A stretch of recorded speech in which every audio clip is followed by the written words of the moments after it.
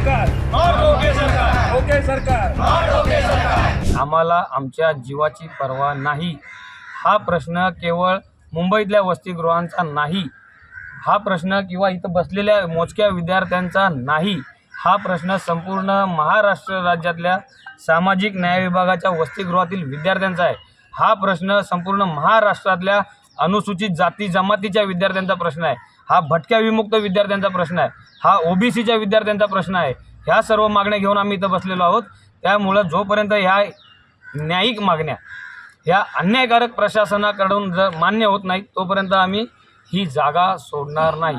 मुळात आमच्या ज्या मागण्या आहेत त्या शासनाच्या पॉलिसीवर बोट ठेवणाऱ्या आहेत। खरोखरच आता आमच्या मनात शंका ही उरत आहे की इथलं शासन असेल किंवा इथलं जे काय ज्या मंत्र्यांच्याकडे ती जबाबदारी आहे जी सामाजिक न्याय विभागाची, ते खरोखरच जातीवादी आहेत का, ही खरोखर आता आमच्या सर्व इथं बसलेल्या विद्यार्थ्यांच्यामध्ये ही शंका उपस्थित झालेली आहे।